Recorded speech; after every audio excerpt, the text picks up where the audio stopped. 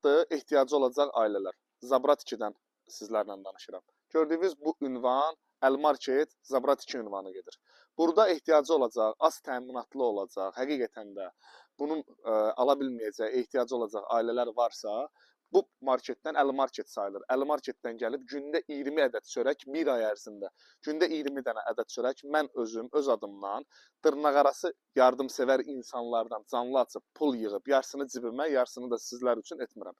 Mən heç kimdən yardım yığmamaq şərti ilə öz adım olaraq günə 20 dənə çörək, yəqin ki, elə ailələr var ki, valla bir çörək almağa ehtiyacı var. Mənim gücüm buna çatır. Kimlərinsə gücü çatırsa, onlar da etsinlər. Allah hər kəsin ürəyinə görə versin.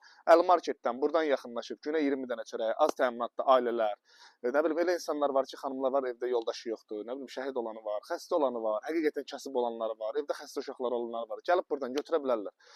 Allah qarşısında, Allah rızasında mənim də edə biləcəyim bundan ibarətdir. Sağ olun, yəqin ki, anlayışla qarşılayasınız. Xoş qarşılanlar.